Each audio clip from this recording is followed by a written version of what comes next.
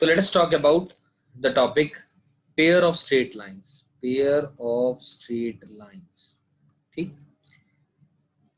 Pair of straight lines, इसको हम ऐसे समझते हैं, मान लो मैंने एक इक्वेशन दे दी ax square plus by square plus 2hxy equal to 0।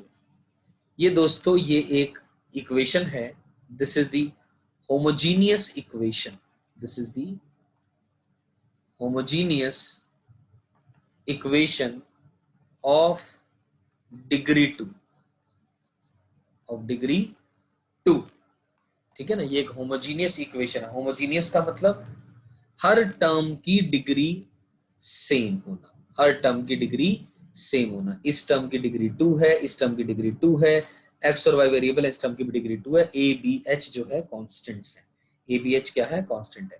अब हम कह रहे हैं पेयर ऑफ स्ट्रेट लाइंस। मान लो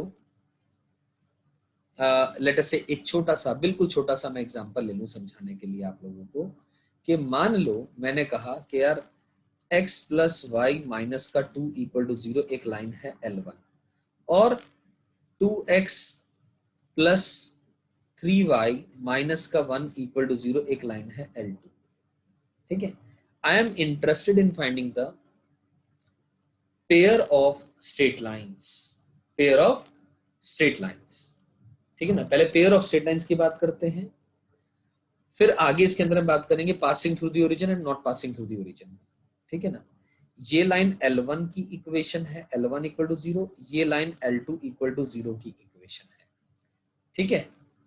अब मुझे पेयर की चाहिए इक्वेशन, मुझे पेयर की इक्वेशन चाहिए, pair of the straight lines. तो pair of the straight lines की इक्वेशन निकालने का मतलब क्या है, पहले इस बात को समझो। कोई बच्चा कहेगा कि सर इस इक्वेशन को L1 को हम ऐसा भी लिख सकते हैं, x plus y equal to 2, और 2x plus 3y equal to 1 ऐसा भी लिख सकते हैं। इसको लिखना गलत नहीं है, 100% सही है। लेकिन अगर जब मैं आपसे बात करूं कि भैया पेयर का मतलब क्या है, पेयर ऑफ स्ट्रेट लाइन का मतलब क्या है, तो इसका मतलब है कि क्या मैं इसको और इसको मल्टीप्लाई कर दूं, अगर मैं x प्लस वाई को 2x प्लस 3y से is equals to 2 into 1 multiply करूंगा, तो दोस्तों ये इक्वेशन जो आएगी ये पेयर को रिप्रेजेंट नहीं कर रही है, ये गलत है। क्यों गलत है अभी बताता हूं। आप इस इक्वेशन को और इस इक्वेशन को, यानी जो कांस्टेंट पार्ट, सारी चीज को एक तरफ ले जाएं, एक तरफ 0 रखें, इधर भी एक तरफ 0 रखें, सारी चीज को एक तरफ ले जाएं, दोनों को आप मल्टीप्लाई कर दें, यानी x plus y minus 2 multiplied by 2x plus 3y minus का 1 इक्वल टू 0। ये जो इक्वेशन है ये पेयर को रिप्रेजेंट करेगी, ये पेयर को रिप्रेजेंट करेगी, 100% सही है बात, इसमें कहीं पर भी कोई गलती नहीं है, ठीक है ना। ये पेयर को रिप्रेजेंट करेगी, कंफर्म है।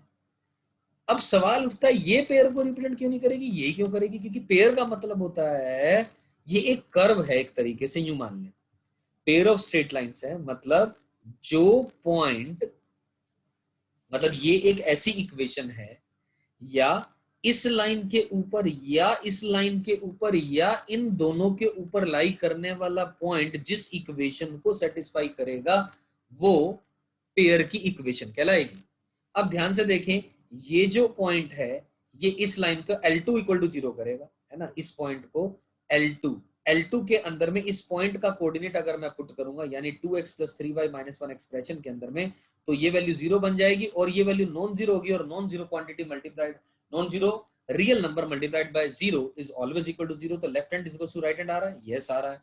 और अगर इस पॉइंट को मैं पुट करूंगा तो ये L1 को तो 0 बनाएगा, इसको 0 नहीं बनाएगा, लेकिन नेट 0 इज इक्वल टू 0 बनेगा, बिल्कुल सही है।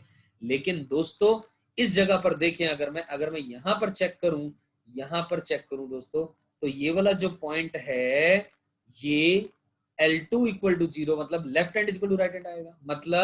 मतलब कहने का कि जो 2x प्लस 3y है, जो 2x प्लस 3y है, इसकी वैल्यू 1 के बराबर आ गई इस पॉइंट को पुट करने पर, राइट।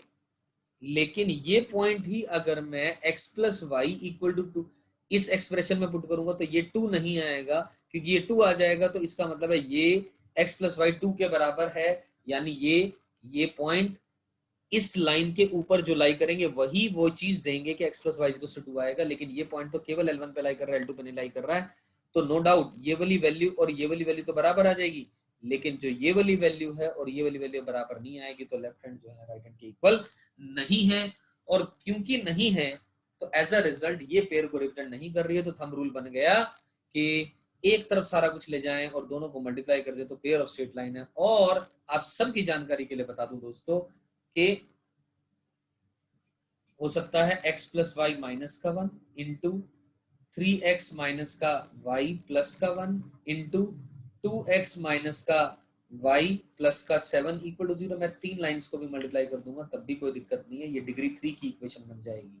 ये 3 लाइनों को रिप्रेजेंट कर रही है, एक लाइन 1, एक लाइन 2, एक line 3। You getting my point? I am sure आप सबको पेयर का मतलब समझ में आ गया होगा 100%। क्लियर है? तो अगर पेयर का समझ में आया मतलब तो आगे बात करना शुरू करते हैं। दोस्तों आप सबकी जानकारी के लिए मैं बता दूं एक बात बहुत इंपॉर्टेंट है कि a x square plus b y square plus 2hxy plus 2gx plus 2fy plus c equal to 0, ये क्या रिप्रेजेंट करती है? ये equation, this is the general equation of a 2 degree curve, of a 2 degree curve. ये एक general equation है एक 2 degree curve की, ठीक है। ये अलग अलग समय पर ये हो सकता है पेयर ऑफ स्ट्रेट लाइन भी रिप्रेजेंट करे, हो सकता है ये सर्कल भी रिप्रेजेंट करे, हो सकता है ये पैराबोला भी रिप्रेजेंट करे, यानी पूरा का पूरा कॉनिक, यानी ये हो सकता है ये एलिप्स रिप्रेजेंट करे, हो सकता है ये हाइपरबोला रिप्रेजेंट करे। उसके लिए डिफरेंट डिफरेंट कंडीशंस हैं। डिफरेंट डिफरेंट क्या है उन सबके लिए? कंडीशंस है, वो एक एक करके पढ़ते चलेंगे। पहले पेयर ऑफ स्ट्रेट लाइन को अच्छे से समझें, राइट। और दोस्तों इसके अंदर में ये जो होमोजीनियस पोर्शन है डिग्री 2 का, ये वाला portion, this is the homogeneous portion, homogeneous portion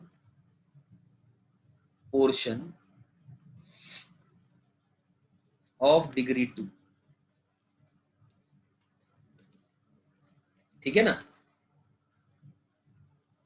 homogeneous portion of degree 2 है ये क्या रिप्रेजेंट करता है मैं आप सबकी जानकारी के लिए बता दूं, a x square plus b y square plus 2hxy equal to 0 represents, क्या रिप्रेजेंट करता है? A pair of straight lines, pair of straight lines passing through the origin, passing through the origin। मेरी बात समझ में आ रही है?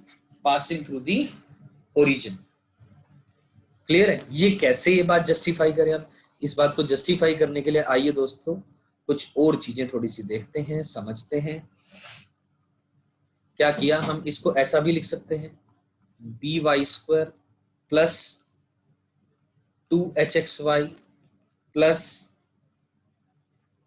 ए एक्स स्क्वायर इक्वल टू 0। यानी मेरा मन में इसे क्वाड्रेटिक इन एक्स मान लूं या क्वाड्रेटिक इन वाई मान लूं, मैंने इसको क्वाड्रेटिक इन वाई मान लिया। मैंने क्या माना? इसे क्वाड्रेटिक इन वाई मान लिया। अगर वाई में क्वाड्रेटिक माना तो इसकी वाई की वैल्यू कैसे आएगी? वाई क्या आएगा? वाई क्या निकल के आएगा? अपने आप सोच करके देखें। इसकी वाई की वैल्यू आएगी माइनस का 2hx, क्योंकि x तो कांस्टेंट की तरह ट्रीट करेंगे अपन लोग, माइनस का 2hx प्लस माइनस का under the root of 4h square x square minus का 4ab x square, 4ab x square whole divided by 2b, whole divided by 2b। यानी y की वैल्यू माइनस का h plus under the root of h square minus ab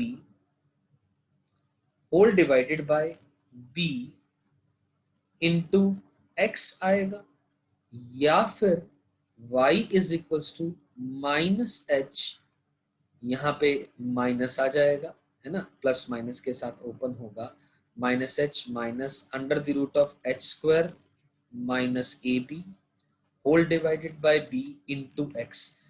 मैं ये directly बोल सकता हूँ ये भी एक कांस्टेंट वैल्यू आएगी, इसी तरह यहाँ पर भी एक कांस्टेंट वैल्यू आएगी, दोनों वैल्यू नो डाउट अलग अलग होगी, यानी एक बन गया y इक्वल टू m1x और दूसरा बन गया y इक्वल टू m2x, और y equal to mx line की कोई भी फॉर्म की इक्वेशन होगी, this always passes through the origin, passes through the origin. क्या ये बात समझ में आती है मेरी?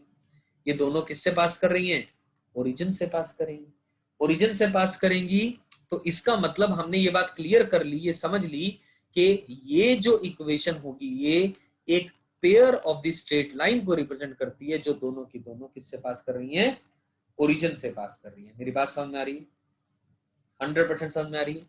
चलिए, अगर ये बात क्लियर है तो इसका मतलब अब ये दो लाइन से एक M1 और M2, ये दो अलग अलग लाइन तभी होंगी जब M1 और M2 रियल होंगे।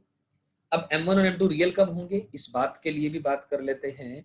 तो अगर मैं कहूं अगर h स्क्वायर ए बी से बड़ा है, तीन बातें होंगी, या तो h स्क्वायर ए बी से बड़ा है, तब उस केस में क्या होगा, लाइंस आर एक तो रियल आएंगी एंड डिस्टिंक्ट आएंगी। बोलो, lines are real and distinct, दोनों लाइनें बिल्कुल अलग अलग हैं और रियल हैं। दूसरी बात, अगर h स्क्वायर ए बी के इक्वल है, अगर h स्क्वायर ए बी के इक्वल है तो लाइंस आर कोइंसिडेंट। क्यों है भाई कोइंसिडेंट?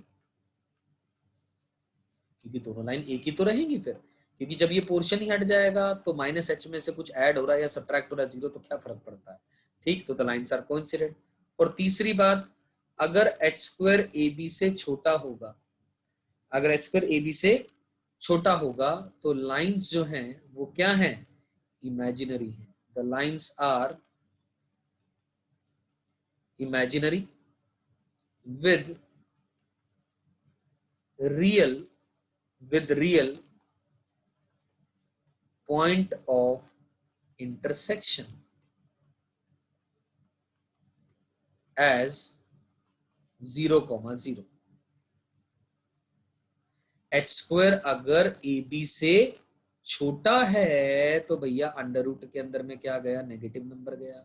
नेगेटिव नंबर गया तो इसका मतलब गड़बड़ है बात। तो मतलब लाइंस गड़बड़ का मतलब इमेजिनरी है, यानी लेकिन पॉइंट ऑफ इंटरसेक्शन उनका 0,0 ही रहेगा। और वो तो हो भी सकता है, आर्गेंट प्लेन होता है यहाँ पर 0,0, उसके अंदर में भी तो होता है। ये एक रियल एक्सिस हो जाएगी और ये एक इमेजिनरी एक्सिस हो जाएगी, क्या फर्क पड़ता है? आर्गेंट प्लेन पे आगे बोला नहीं, ये मान के चल रहे। ठीक है, आई एम श्योर ये बात क्लियर है। अच्छा, एक चीज और मैं बताना चाहता हूँ। मान लो मैंने लिख दिया y माइनस का m1x इंटू वाई माइनस का m2x and it goes on up till y minus का m base nx equal to 0। तो ये क्या रिप्रेजेंट कर रहा है? ये क्या रिप्रेजेंट कर रहा है, समझ पा रहे हैं आप ये बात? ये रिप्रेजेंट कर रहा है कि n lines passing through the origin, and lines passing through the origin, उनकी कंबाइंड इक्वेशन है ये, पासिंग थ्रू दी ओरिजिन। इन सबको मल्टीप्लाई करोगे तो ये क्या आ जाएगी? एक homogeneous equation of degree n आ जाएगी। मल्टीप्लाई करने पर homogeneous equation of degree n आ जाएगी। ये बात समझ में आती है मेरी? डिग्री n आ जाएगी। क्लियर? चलिए, ग्रेट। आई एम श्योर यहां तक आप सबको बात समझ में आई। अब अब इसके अंदर में मैं एक और चीज बताना चाहूंगा। क्या? अब ये बात तो हमने अभी निष्कर्ष निकाल लिया। क्या निष्कर्ष निकाला? कि भाई जो a x square plus 2hxy plus b y square equal to 0, ये दो लाइंस को रिप्रेजेंट करती है। L1 की इक्वेशन है y इक्वल टू m1x और L2 की इक्वेशन है y इक्वल टू m2x। तो इसका मतलब मैं लिख सकता हूं m1x माइनस का y multiplied by m2x minus का y इक्वल टू 0। ये क्या रिप्रेजेंट करेगी? ये क्या रिप्रेजेंट करेगी? This is nothing but the combined equation. This is nothing but the combined equation of L1 and L2। इनको मल्टीप्लाई कर दूं अगर मैं, तो क्या बनेगा? m1 into m2 x square minus of m1 plus m2 into xy plus y square equal to 0। अगर मैं इस इक्वेशन को 1 नेम दे रहा हूं, इस इक्वेशन को 2 नाम दे रहा हूं, तो क्या मैं डायरेक्टली बोल सकता हूं कि भैया ये 1 and 2 are identical, 1 and 2 are identical. और क्योंकि दोनों आइडेंटिकल हैं तो दोनों को कंपेयर किया जा सकता है। कंपेयर करने का क्या तरीका होगा?